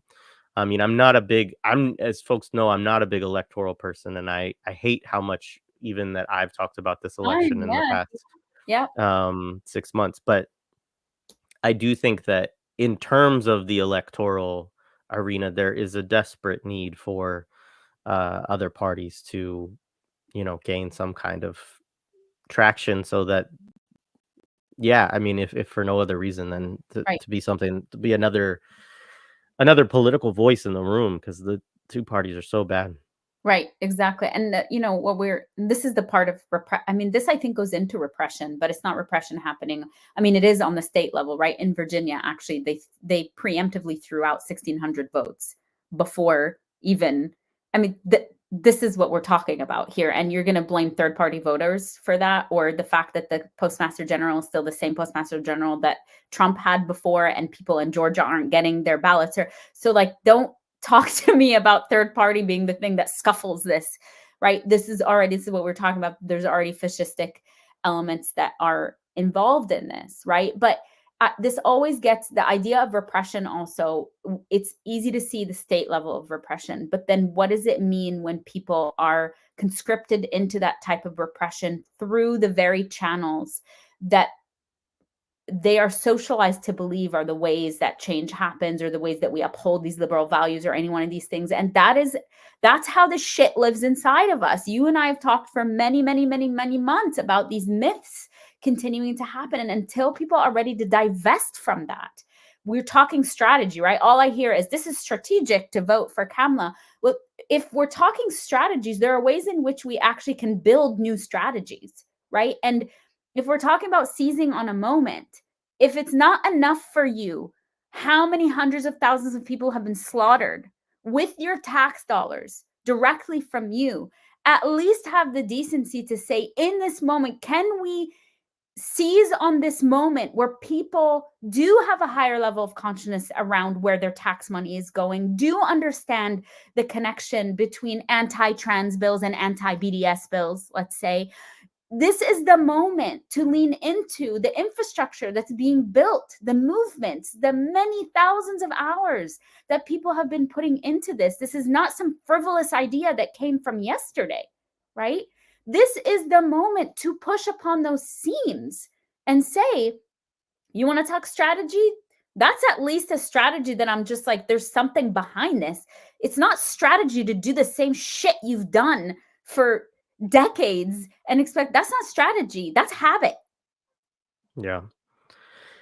The thing I remembered that I wanted to say is that the funny thing is that liberals in this election, at least, so ones that claim, right, or feel, because there are people who are like, oh, I am pro-Palestinian, or I am Palestinian, but I'm going to vote blue anyway because I'm just worried about how much worse it's going to be under Trump. And there is the thing that I find fascinating about that logic, or that process that's going on, is it's like you're actually betting that Kamala is lying to you right now when she's saying, I'm going to do the exact same thing that we're doing right now. That's right. You know, and I mean, in some ways, you know, but in this case, I don't think she is, right? Like normal, like that's a good impulse to think of the politicians lying, but they don't usually lie in the direction of doing something better than That's what right. they tell you they're going to do. They always lie in the direction of doing worse than what they tell you they're Yep. going to do. And that's the piece for me, is it's the only time I can ever think of where I've heard people, usually people are arguing the other. It's like, no, like the Democrats, hey, they say they'll do this for you. They say they'll do this for you. They say they'll do this for you. This time there's none of that. There's nothing exciting that any of these people, Kamala Harris giving a whole bunch of money to developers. Like, is that exciting for people? Like, the Right. BlackRock and, like, Or having a states' rights position on trans rights.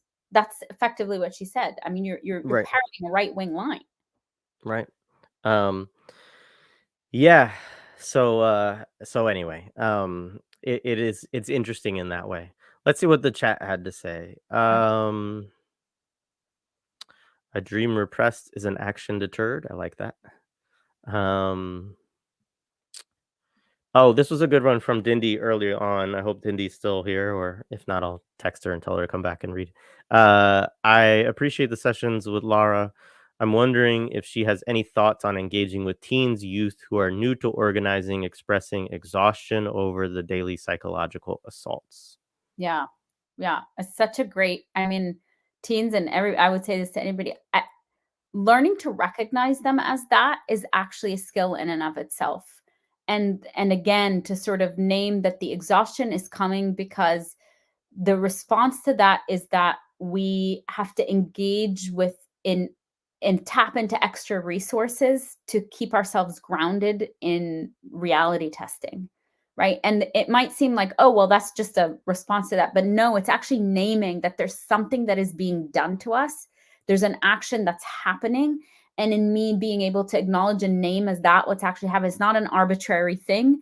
It's meant to exhaust us. Just like kind of like you were saying earlier, Jay, like at the beginning about part of repression is also tying you up, right? Like tying your time up, the amount of emails you have to write, the things you have to do, the things that you exhaustion is meant to demobilize us. It's meant to take us offline, because the best way to do that is to sort of and is to not have people have any energy to engage in everything. And that's why I talk about like inoculating ourselves against despair and against these things. Part of that inoculation is recognizing, oh, I'm feeling exhausted. This is actually something that's working on me. And what is that thing that's working on me? Once we are able to locate it, there are ways also that then we can tap into the things that each of us might need. That's going to be different, right?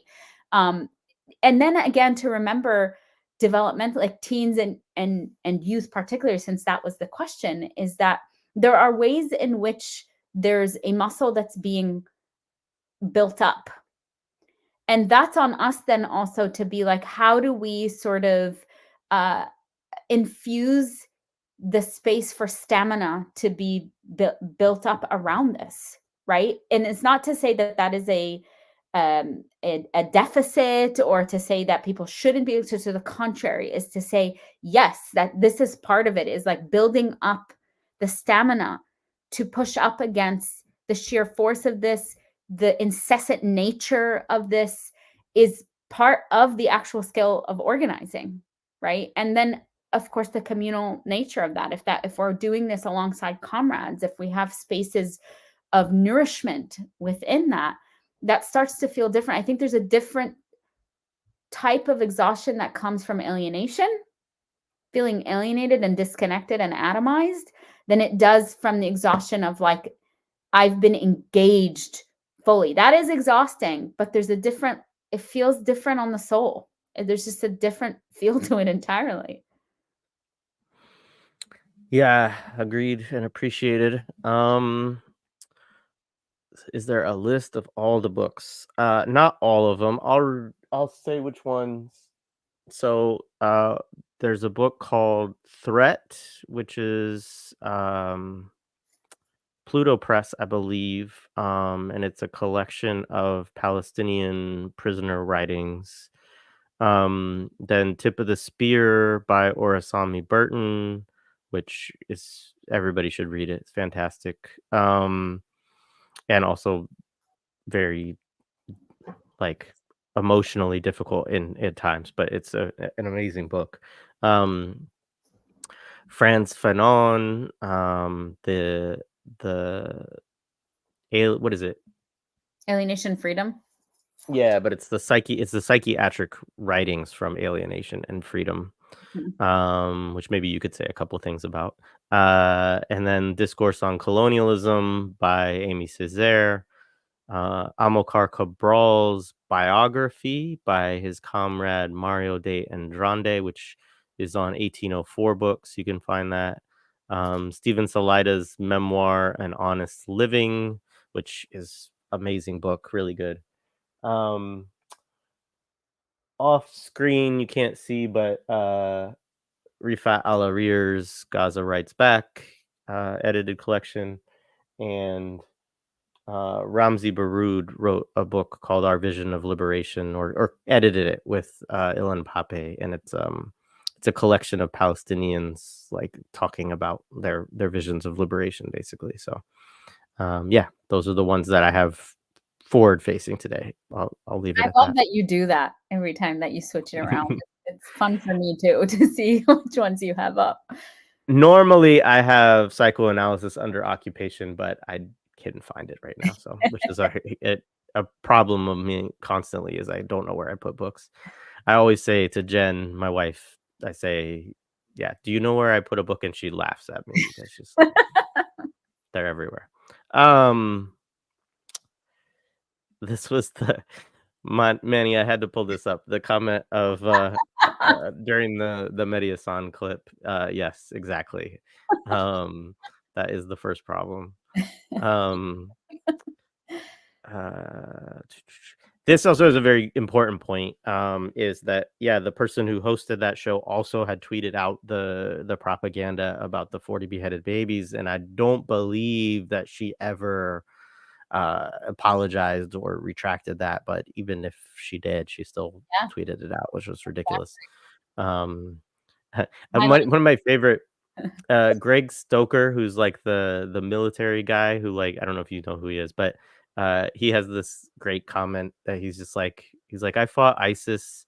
He's like, where does one find 40 babies? And like, uh, you know, It's um, just, yeah, there are psychoanalysts that are continue to peddle that line still to this it's day. amazing though. I mean, like his point is so good. He's like, he's like, I fought people who I was told were like the worst of the worst. And one, they would never do that. And two, like, how does one find like, where do you get 40 baby? Like, where's that? Like, is there a baby farm? Like, what's going on here? Yeah, Um, except the Zionist regime does that, right? I mean, that's where we're seeing it, and that's the piece for us to really come back to, is that, like you're saying, put that next to what we're meant to sort of imagine about Yahya Sinwar, and then actually see the reality of what we see, right? The Zionist entity do to children in Palestine. absolutely. The 9/11 thing is relevant because that is the conditioning and indoctrination we are dealing with today. I was 18 when 9/11 happened, so we were seeing 20 years of indoctrination.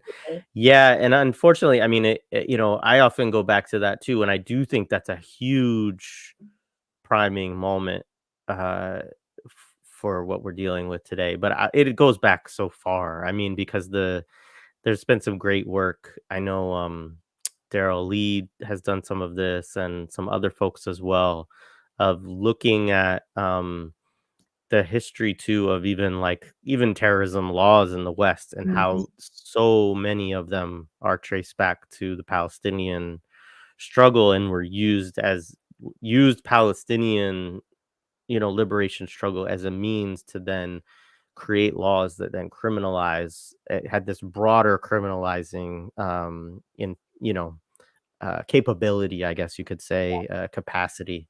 um and so, yeah, I mean, I think about, you know i I mean, yeah, you can go back to Rambo when he goes to Yeah. Afghanistan and fights with the Mujahideen, although that is a weird example, but No, it's true. I'm trying to look for Stephen's book, Islamophobia, the Ideological yeah. Campaign Against Muslims. And he talks about, right? I mean, this is the whole point. He maps it back about then how it can come to be mobilized under Bush and, of course, then extended by Obama.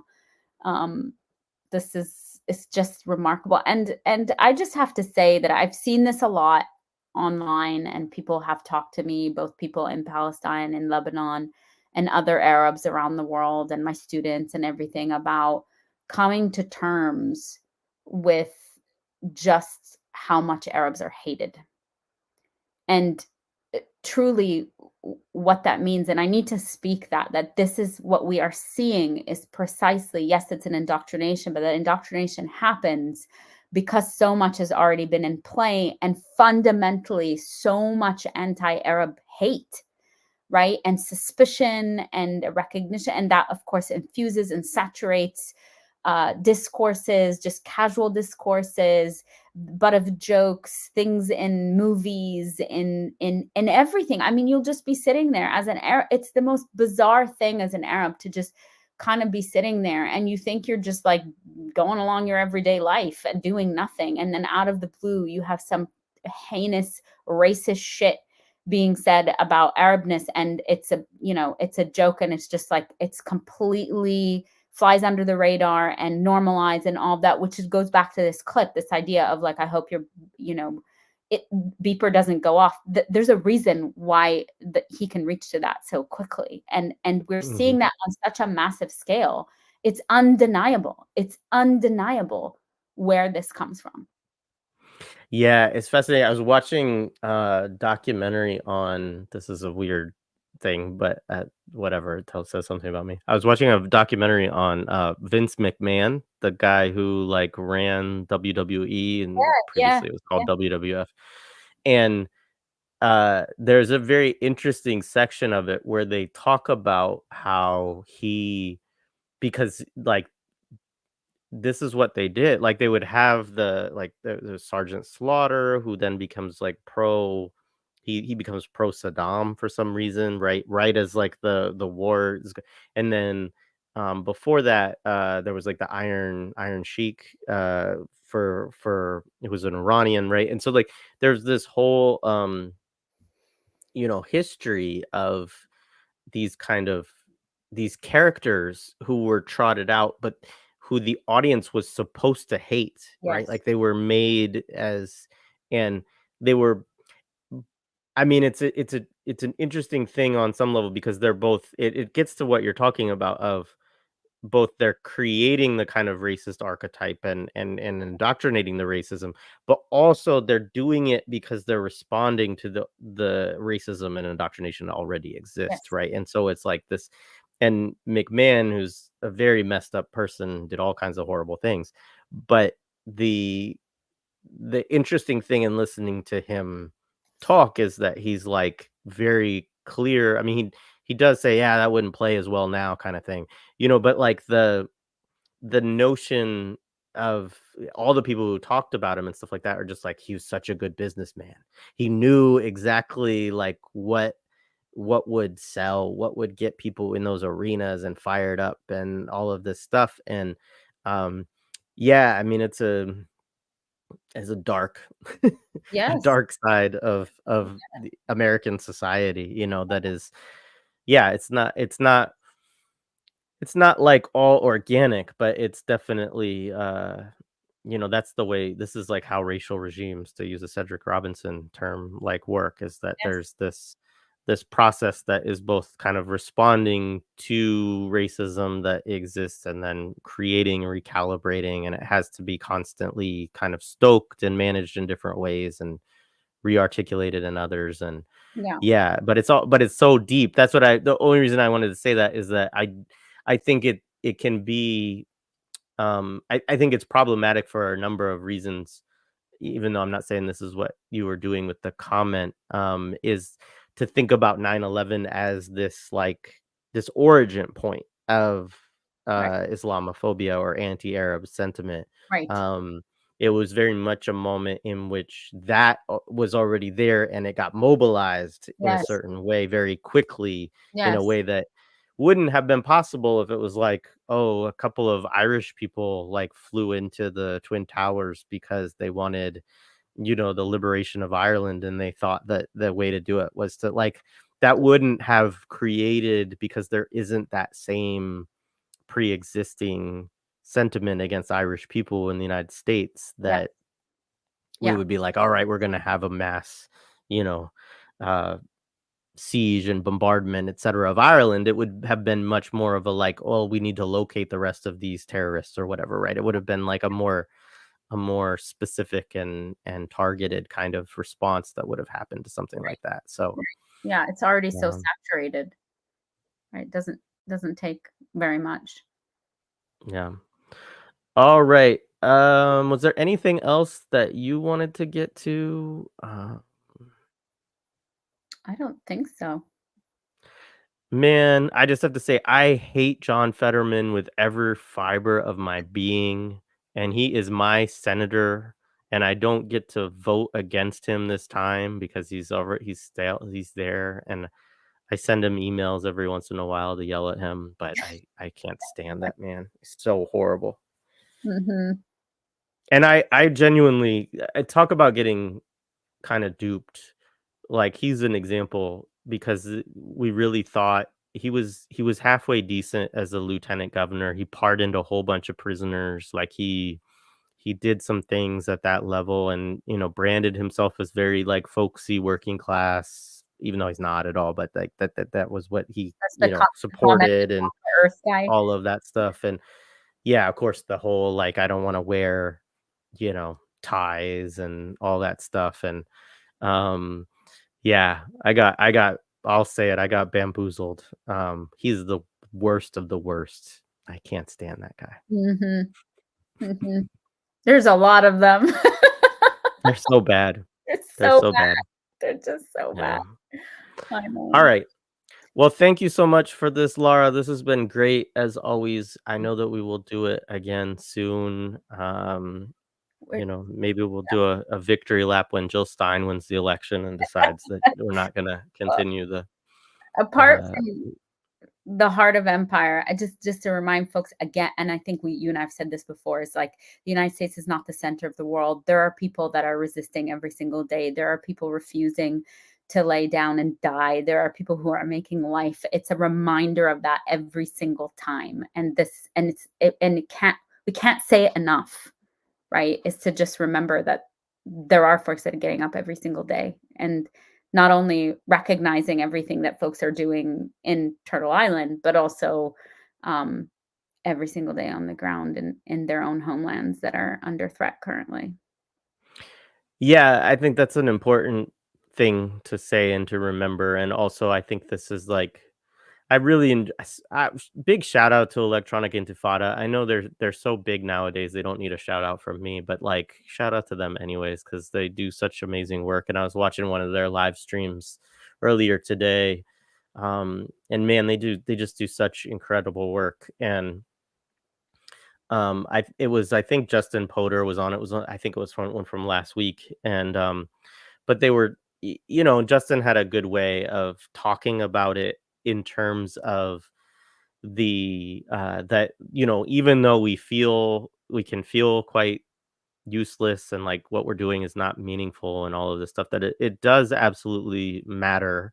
And there is you know, I mean, think about that, the popular cradle discussion again. Charlotte Cates from Sammy Dune talks about in terms of thinking about the resistance and, you know, the West as a part of that. But I think that point which he made, which you're also making too, is to also remember that we are not the center. Also, like that, to think that also that that whatever we're doing, we need to keep doing it, and but we also have to have that humility somewhat too of like, you know, these things are important because we're contributing and we're fighting and we're doing what we can in the ways that we can with what we have in terms of our forces and our, like, which is not much, right? Like you have to be honest and look at it objectively and say, you know, this is not as big of a movement as it needs to be. There's not as many people, there's not as many forces and organizations and unions and all these kind of things that would actually have to be there in order to like really stop this. And so you're building that, and that can be really hard at a time when there's a genocide going on, right? And so we all are so sick of it still going on. But I think that just remembering also that, like, whatever you're doing, whatever small things, whether it's like mutual aid or whether it's organizing on a city level or in some other way, that it is just a piece, and it's an important piece, and you should continue to do it and be a part of what you're doing, and that's important. And but not also feel that, like, you know, the weight of this also is fully on you. If you are a part of doing something that is resisting this in some way, then you are a part of that too, and that's important. Even if it's like, yeah, it's crazy. It's our tax dollars that are funding this, and that, you know, but you know, it at least, I mean, this is my last little moment of rant on liberals, but like, you know, you're not the person who's just like, like can't even think about it, or is not shoving it out of their mind, or is not telling people, oh no, you better vote for Kamala because it's going to be much worse, you know, like you're actually doing something. And I think that it's important. I don't mean to get too cheesy and all of that, but it is not cheesy. It's not cheesy at all. I think it's really important, and they rely on us forgetting that. The last thing I'll say, this kind of tongue in cheek, but not, is also, you know, Zionists and sort of oppressors have to marshal the state in all these ways to repress us. And I just want you to remember that just your mere presence and even talking about Palestine, remembering Palestine, not letting Zionists have a day in which they don't have to think about what it means to be a Zionist, what it means to be a racist, what it means to be a genocide supporter, is actually really important, right? And that's why they melt down. And so just like kind of like be a thorn. I mean, that's the thing, right? If you want to go back to, be a thorn in their side, be a thorn in their side, be a thorn in their neck, be a thorn in any place that stops up the ability for this to just be a normative position that one can take, because it's not. It's an ideological position of extermination, and there's no room for that. 100%. We'll leave it on that great note to close on. Much appreciated. Tomorrow I'll be back with Abood Abdul Jawad. We'll do another discussion in the morning, which I'm looking forward to. So this has been great. Thank you. Thanks, folks.